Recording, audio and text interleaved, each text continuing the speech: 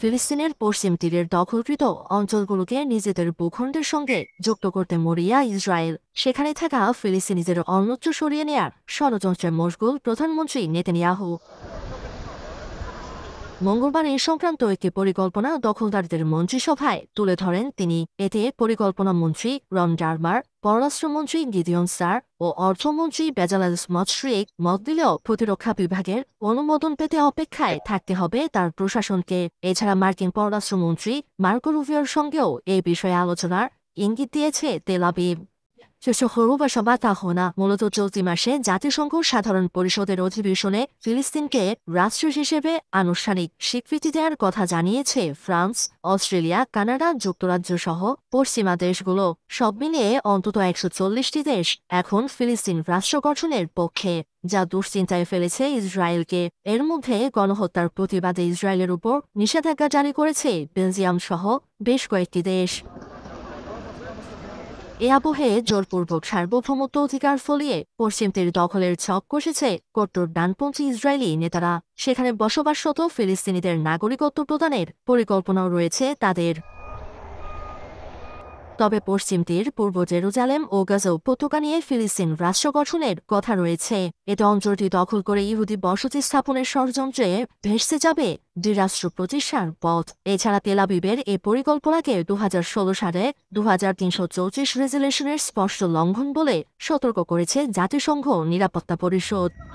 ৩ September বেইজিংয়ে উঠছে সামরিক শক্তির প্রদর্শনী মঞ্চ, যেখানে ইতিহাসের সবচেয়ে সুশৃঙ্খল কুচকাওয়াজের আড়ালে মিলিত হবেন ৩ পরমাণু শক্তিধর দেশের নেতা। ফলে প্রশ্ন জাগছে, এই আয়োজন কি কেবল ইতিহাসের স্মরণ, নাকি আগামী বিশ্ব রাজনীতির এক নতুন সমীকরণের সূচনা? তাই পুরো বিশ্বের নজর এখন বেইজিংয়ের তিয়ানআনমেন স্কোয়ারের দিকে। তিয়ানআনমেন স্কোয়ার, যেখানে লাল পতাকার আড়ালে গড়ে উঠছে এক মহাযজ্ঞ। চীনের সেনাবাহিনীর ৪৫টি ইউনিট, হাজারো সেনা সদস্য ও প্রবীণ যোদ্ধাদের অংশগ্রহণে ৭০ মিনিটের এই কুচকাওয়াজ হতে যাচ্ছে নজিরবিহীন। অসংখ্য ট্যাঙ্ক, শত শত যুদ্ধ বিমান আর আধুনিক ড্রোন প্রতিরক্ষা ব্যবস্থা দিয়ে সাজানো এই প্রদর্শনীতে প্রথমবারের মতো দেখা যাবে চীনা সেনাবাহিনীর আধুনিক সকল সমরাস্ত্র। রাষ্ট্রপ্রধানদের চোখে চোখ রাখবেন প্রেসিডেন্ট শি জিনপিং, আর সেখানে ধরা পড়বে এক রহস্যময় রাজনৈতিক ক্যালকুলেশন। তবে সামরিক প্রদর্শনের চেয়েও বড় আকর্ষণ আসন বিন্যাস। শি জিনপিং এর ডান পাশে বসবেন রাশিয়ার প্রেসিডেন্ট ভ্লাদিমির পুতিন, আর বাম পাশে উত্তর কোরিয়ার নেতা কিম জং উন। পরমাণু শক্তিধর ৩ নেতার এই একসাথে বসা যেন এক অঘোষিত বার্তা। বিশ্ব রাজনীতিতে নতুন অক্ষরেখা আছে পূর্ব। ইরান, বেলারুশ, ইন্দোনেশিয়া, এমনকি স্লোভাকিয়ার প্রধানমন্ত্রী সহ অন্তত ২৬টি দেশের শীর্ষ নেতারা থাকবেন এই অনুষ্ঠানে। কিন্তু ইউরোপীয় নেতাদের এই অনুষ্ঠানে না যাওয়ার অনুরোধ জানান জাপান। তবে পশ্চিমা নেতাদের অনুপস্থিতি যেন আরও স্পষ্ট করে তুলছে বৈশ্বিক বিভাজনের রেখাচিত্র। চীন এই আয়োজনের মাধ্যমে কি বলতে চাইছে? বিশ্লেষকদের মতে এর প্রথম উদ্দেশ্য অভ্যন্তরীণ জনগণের সামনে সেনা শক্তি প্রদর্শন, এবং দ্বিতীয় উদ্দেশ্য বহির্বিশ্বকে জানানো চীন একা নয়। গাজা থেকে ইউক্রেন, তাইওয়ান থেকে কোরীয় উপদ্বীপ, যে সকল ফ্রন্টে পশ্চিমা ব্লক সক্রিয়, সেখানে চীন এখন পুতিন ও কিমকে পাশে রেখে শক্তির ভারসাম্য পাল্টাতে চাইছে। এই মিলন কেবল সামরিক নয়, বরং কূটনৈতিক টেবিলেও এক নতুন হিসাব।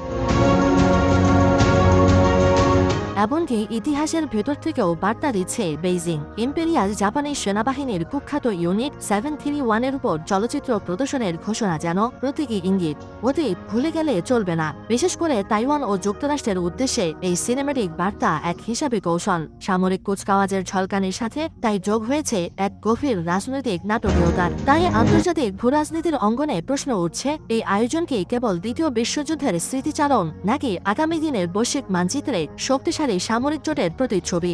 এক ছাতার নিচে ৩ পরাশক্তির মিলন আজকের দুনিয়ায় এক বিরল দৃশ্য। কিন্তু যুক্তরাষ্ট্র ও পশ্চিমা জোট কিভাবে জবাব দেবে এই নতুন সমীকরণকে? তাই বিশ্বের চোখ এখন তিয়ানআনমেন স্কোয়ারের দিকে, যেখানে মঞ্চায়িত হচ্ছে ইতিহাসের নতুন অধ্যায়ের সূচনা।